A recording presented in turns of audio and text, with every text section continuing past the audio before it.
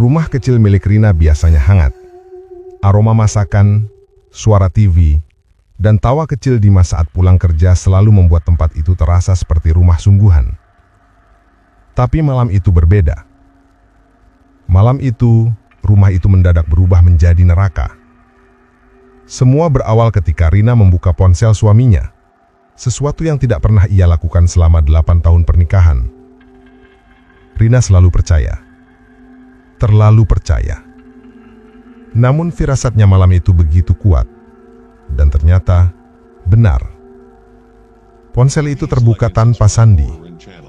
Seolah Dimas benar-benar tidak menyangka istrinya akan melihat. Dan isi percakapannya membuat perut Rina seperti ditusuk bilasan jarum. Foto-foto Dimas bersama seorang perempuan. Pelukan. Makan malam. Bahkan satu foto di kamar dengan pencahayaan yang terlalu intim. Lalu, chat yang menampar hati Rina. Laras, kapan kamu bilang ke istrimu? Nanti, dia nggak akan curiga apa-apa. Nama itu, Laras, langsung terpatri dalam kepala Rina. Perempuan dengan wajah cantik, bibir tipis merah muda, dan tatapan tajam yang seolah berkata, "Aku bisa merampas apapun yang kubutuhkan." Rina pernah bertemu Laras sekali, tanpa sengaja, di kantor Dimas. Waktu itu, Laras hanya tersenyum. Senyum yang kini terasa seperti senjata yang menusuk tepat di dada. Rina mencoba menahan diri. Ia menunggu Dimas pulang, berharap semua itu hanya salah paham. Tetapi semakin lama, semakin jelas bahwa Dimas tidak pulang-pulang. Jam menunjukkan pukul 22.17 malam. Dan pada saat itulah notifikasi baru muncul di layar ponsel. Satu pesan dari Laras ditujukan langsung ke nomor Rina. "Suamimu lebih memilih tidur di sini.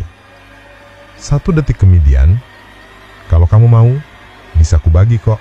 Hehe." Rina terdiam. Darahnya seperti berhenti mengalir. Tangan yang memegang ponsel bergetar keras. Matanya panas. Dadanya sesak. Ia menahan air mata, tapi tangis itu meledak juga. Tangisan panjang.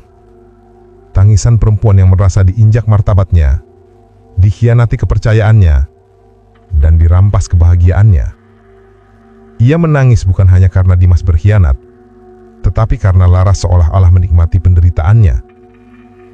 Seolah-olah tragedi ini hiburan baginya.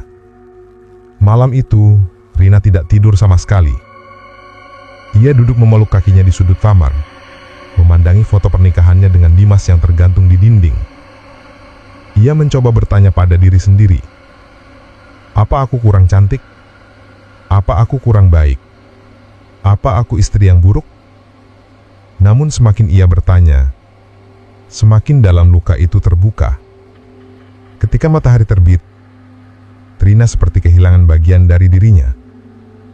Yang tersisa hanyalah hati yang kosong, dan dendam yang mulai berbisik.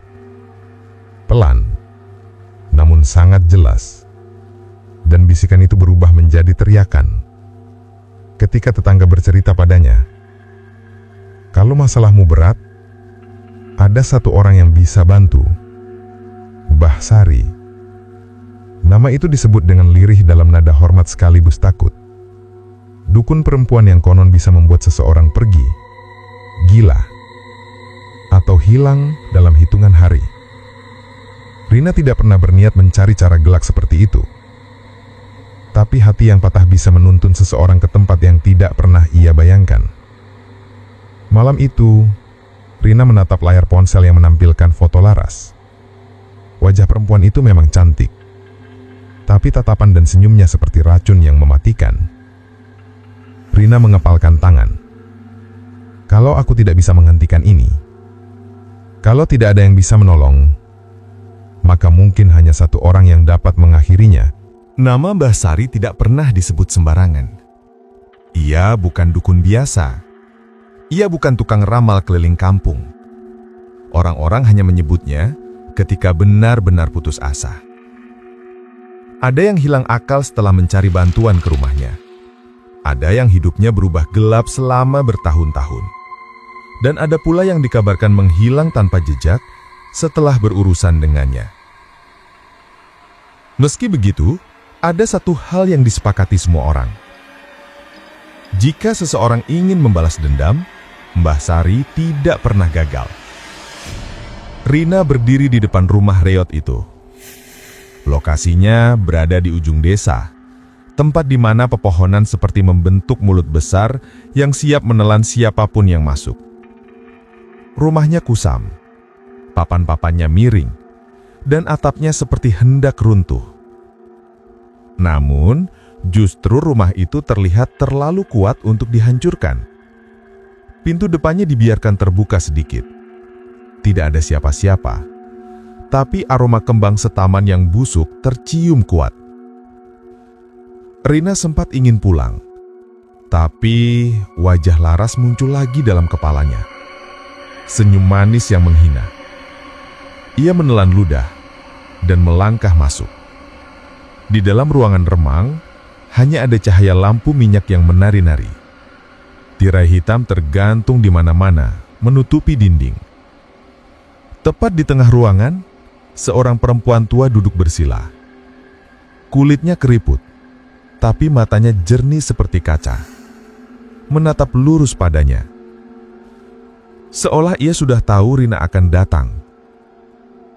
"Kau akhirnya datang?" Suara itu serak, namun terdengar jelas. Rina mematung. "Mbah, saya..." "Jangan bicara dulu." Mbah Sari mengangkat tangannya, gerakannya pelan namun penuh wibawa. "Hatimu ribut. Siapapun bisa mendengar teriakannya." Rina terdiam, merinding. Perempuan tua itu menutup mata, menghirup nafas dalam-dalam seperti mencium sesuatu yang tidak terlihat. "Kau datang membawa sakit." Suara Mbah Sari terdengar rendah, berat, seperti seseorang yang membaca dosa manusia langsung dari dadanya. "Kau datang membawa penghinaan." Tiba-tiba, ia membuka matanya, sangat cepat, tajam.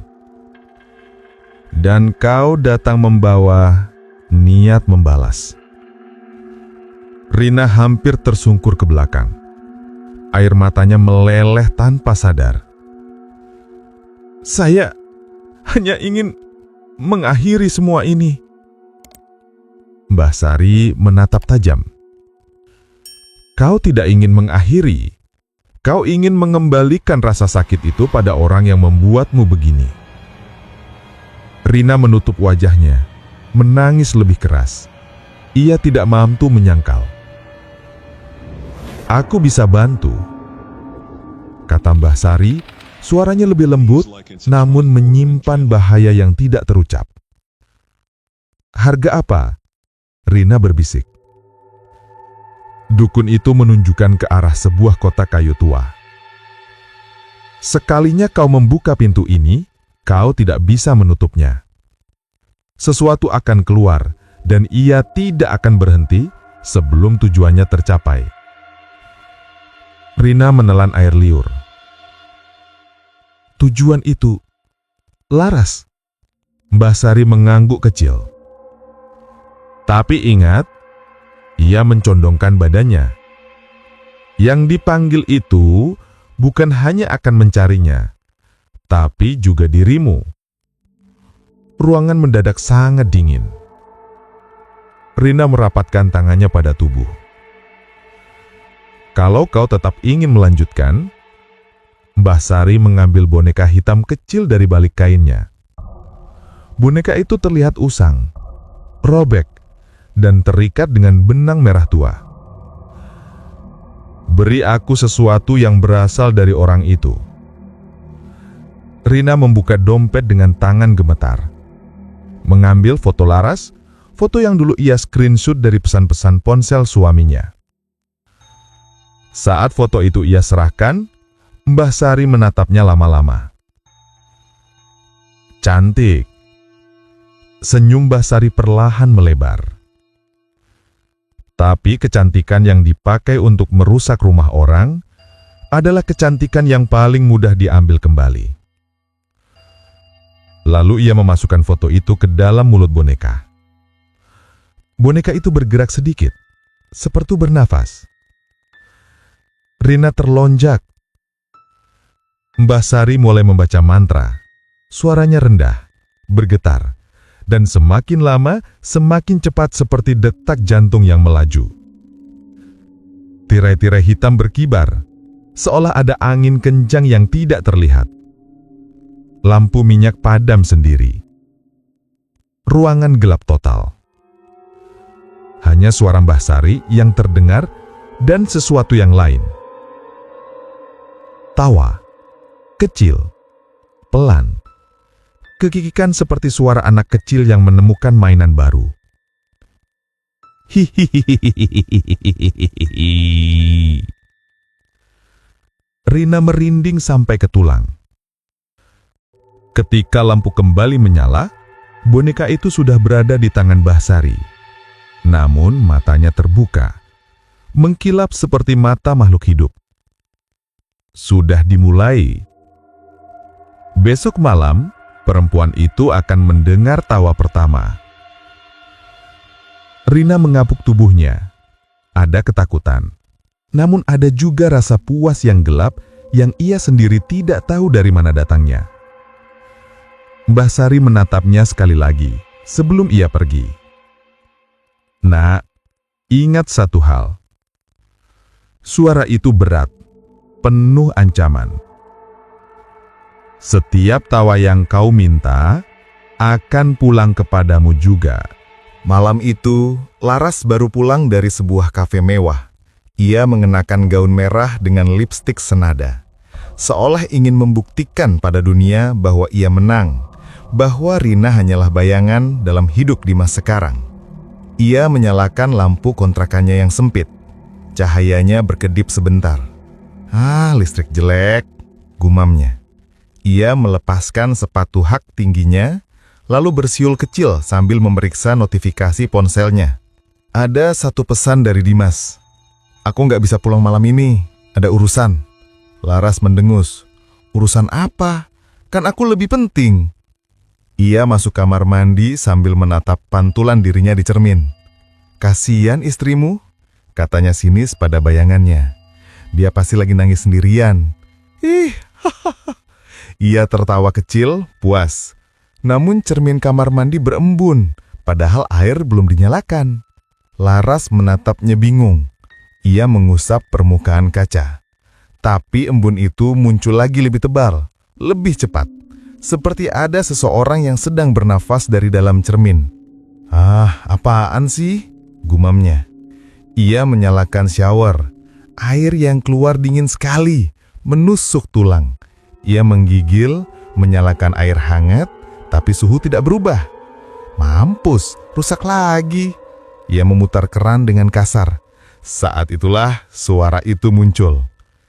Pelan, hampir tidak terdengar, tapi jelas. Laras menoleh spontan. Siapa? Tidak ada siapa-siapa. Shower masih mengalir, tetapi suhunya makin dingin. Sampai napas Laras beruap. Ruangan menjadi lembab, cahaya lampu meredup, dan titik-titik embun mulai menyusun bentuk di cermin. Tulisan H-I-H. Laras menelan ludah. Ini apaan? Tulisan itu berubah sendiri. H-I-H. H-I-H. Cermin bergetar halus dan tiba-tiba ada tangan dari balik cermin menempel ke kaca. Laras menjerit dan mundur hingga punggungnya menabrak dinding kamar mandi. Ada siapa di sana? Jangan main-main. Tawa pelan terdengar lagi. Kali ini lebih dekat, lebih jelas, seperti tepat di belakangnya. Laras menoleh dengan napas tersengal. Kosong. Tapi ketika ia melihat kembali ke cermin, ada sosok perempuan berambut panjang, basah, kepalanya menunduk, berdiri tepat di belakangnya. Rambut hitamnya menutupi wajah, dan tubuhnya menyatu dengan gelap. Dan dari mulut tertutup rambut itu terdengar tawa kecil. Laras membeku. Aku nggak kenal kamu. Makhluk itu mengangkat kepalanya perlahan. Mata putih pucat terlihat di balik rambut. Kenapa berhenti tertawa, Laras? Laras terkejut. Dia tahu namanya. Apa maumu? Makhluk itu tersenyum dengan bibir retak yang memanjang jauh ke pipi. Aku mau kau tertawa bersamaku. Tiba-tiba tubuh Laras terkunci. Rahangnya bergerak sendiri, bibirnya menegang, dan ia tertawa pelan. Hihihi, lalu keras, lalu pecah. Tawanya melengking, tidak berhenti, seperti seseorang yang dicekik dari dalam. Kepalanya menghantam dinding, giginya menggertak keras. Air mata menetes, tapi bibirnya terus tersenyum lebar. Makhluk itu mendekatkan wajahnya ke telinga Laras dan berbisik. Ini baru tawa pertama. Cermin retak, lampu padam, dan suara tawa Laras menggema di seluruh kontrakan. Tawa yang bukan miliknya lagi. Selepas maghrib, rumah Rina terasa jauh lebih dingin dari biasanya. Padahal ia sudah mematikan AC dan menutup semua jendela. Rina duduk di ruang tengah berhadapan dengan foto pernikahannya. Di situ ada Dimas, tersenyum lebar, menggenggam tangannya. Namun sekarang Rina hanya melihat senyum itu sebagai tipuan. Kalau kamu udah gak butuh aku lagi, gumamnya lirih. Biar dia yang rasain duluan. Ia menatap lilin-lilin kecil yang disusun Pak Tarmo, dukun tua yang membangkunya dalam ritual kemarin. Aroma kemenyan masih tersisa. Ponselnya berdering. Nomor tak dikenal. Rina mengangkatnya ragu. Halo? Tidak ada suara. Hanya desahan pelan, seperti orang baru selesai menangis. Halo? Kalau iseng, Rina? Suara serak itu akhirnya muncul. Rina langsung bangkit. Dimas? Itu kamu? Hening beberapa detik. Lalu suara itu terdengar lagi lebih kacau. Rina?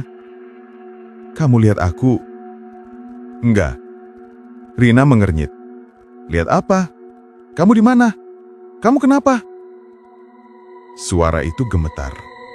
Aku enggak sendiri. Kemudian panggilan terputus. Rina memegang ponsel dengan tangan bergetar. Ada sesuatu yang tidak beres. Ada nada ketakutan yang belum pernah ia dengar dari Dimas. Namun sebelum ia sempat menelpon balik, lilin di mejanya padam sendiri. Seluruh rumah tiba-tiba gelap. Ya Allah! Rina meraba dinding mencari saklar. Ketika lampu kembali menyala, hanya sepersekian detik ia melihat bayangan seseorang berdiri di ujung lorong rumahnya. Begitu lampu berkedip lagi, bayangan itu hilang. Rina menutup mulutnya, berusaha menahan teriakan. Ini pasti efek ritual. Cuma halusinasi. Rina menutup mulutnya, berusaha menahan teriakan. Ini pasti efek ritual. Cuma halusinasi. Lampu berkedip lagi. Kali ini suara langkah terdengar dari dapur. Pelan, seret, berat. Srak, srak, srak. Siapa di sana? Hei! Tidak ada jawaban. Rina mengambil pisau dapur di rak dekat ruang tamu. Ujungnya bergetar akibat tangannya yang gemetar. Ia mendekati dapur perlahan. Napasnya tidak teratur. Dan saat ia sampai di ambang pintu dapur, tiba-tiba semua suara berhenti. Hening. Sehening makam. Ia menatap ruangan kosong itu. Peralatan dapur tergantung rapi. Tidak ada siapa-siapa. Namun, ia menatap ruangan kosong itu. Peralatan dapur tergantung rapi. Tidak ada siapa-siapa. Namun, ada sesuatu di lantai. Ia perlahan membungkuk. Sebuah gumpalan rambut hitam, basah, panjang dan mengkilap seperti baru ditarik dari saluran air. Ia menyentuhnya lalu buru-buru mundur. Rambut itu bergerak sendiri. Seperti hewan kecil, Rina memekik dan menendangnya menjauh. Namun, rambut itu justru merayap naik ke dinding. Lalu menempel di sana, membentuk tulisan. Aku datang bukan untuknya. Tubuh Rina melemas. Aku nggak ngerti. Kamu siapa? Rambut itu mencair dan jatuh lagi ke lantai. Dari belakang Rina, terdengar suara bisikan dekat sekali, seolah menempel di belakang telinganya. Santetmu memanggilku. Tapi yang datang lebih dari satu. Rina menoleh spontan, tapi tidak ada apa-apa. Napasnya memburu. Ia coba lari ke kamar, namun seluruh rumah terasa berubah bentuk. Lorongnya terlihat lebih panjang, dindingnya seperti berdenyut hidup. Dan di tengah lorong, tiba-tiba telepon rumah berdering. Rina mendekat dengan sangat hati-hati. Nada deringnya lambat, berat, seperti diputar dari pita rekaman tua. Ia mengangkat gagang telepon itu. Halo? Dari seberang, suara perempuan tertawa. Lembut, pelan. Hihihi. Rina tersentak. Itu suara yang tidak ia kenal. Namun, bukan itu yang membuat darahnya membeku. Di belakang tawa itu, ia mendengar suara lain. Suara yang lebih berat, lebih dalam. Seperti berasal dari sesuatu yang belum pernah menjadi manusia. Rina, kami sudah melihat Laras. Sekarang, giliranmu. Telepon mati. Seluruh rumah kembali sunyi. Dan di ujung lorong, samar-samar, Rina melihat dua sosok gelap berdiri berdampingan. Satu seperti bayangan perempuan, yang satu lagi terlalu besar untuk disebut manusia. Lampu padam. Rina menjerit. Rumah Rina gelap total. Dari sudut-sudut ruang tamu, lorong, dan dapur, terdengar suara bisikan yang saling tumpang tindih seperti ratusan mulut berbisik sekaligus. Rina merangkak ke kamar. Tangannya gemetar hebat. Ini nggak mungkin. Aku cuma mau dia pergi, bukan begini. Namun setiap langkahnya diikuti suara kaki yang menyeret lantai. Tidak hanya satu, banyak. Seolah makhluk-makhluk itu masuk rumahnya bersama udara malam. Rina akhirnya sampai di depan pintu kamar mandi. Ia berniat membasuh muka, menenangkan diri. Ia membuka pintu dan menyalakan lampu. Lalu tubuhnya langsung membeku. Di depan cermin, ada tulisan merah seperti tercoat dengan jari. Kamu panggil kami, bawa korbannya. Rina mundur beberapa langkah. Kepalanya terhantam tembok tapi ia tidak merasakan sakitnya. Aku cuma mau Laras, bukan aku. Tiba-tiba cermin itu berembun, seperti ada seseorang yang bernafas dari dalam kaca. Pelan-pelan, embun itu membentuk wajah perempuan, wajah Laras. Rina memekik dan jatuh terduduk. Laras dalam cermin tersenyum miring, matanya hitam legam, tidak ada putihnya. Kepalanya miring, patah ke satu sisi seperti tengkuknya retak. Kamu pikir cuma kamu yang disakiti. Rina terpaku. Apa maksudmu? Laras dalam cermin tertawa. Tawa itu terdengar gila, tercekik, seperti seseorang memaksa tertawa sebelum mati. Dimas bukan hanya selingkuh dengan aku. Rina menahan nafas. Dia melakukannya ke banyak perempuan, termasuk aku, sampai aku hamil. Darah Rina seperti berhenti mengalir. Hamil? Suaranya hilang, lemah. Dan dia membunuhku. Cermin itu retak. Suara krek menyayat telinga. Gambar Laras berubah menjadi tubuh perempuan dengan kepala miring, rambut basah dan pakaian robek seperti baru diseret dari tanah. Dia mendorongku ke sumur belakang bengkel. Aku mati sambil tertawa. Rina menggeleng kuat-kuat. Aku nggak tahu. Laras menyeringai lebih lebar. Kamu memanggil kekuatan itu. Kamu membuka pintunya. Makhluk-makhluk yang kamu undang tidak memilih korban. Mereka datang pada siapapun yang hatinya busuk. Hatiku busuk. Rina menitikkan air mata. Aku cuma ingin balas dendam.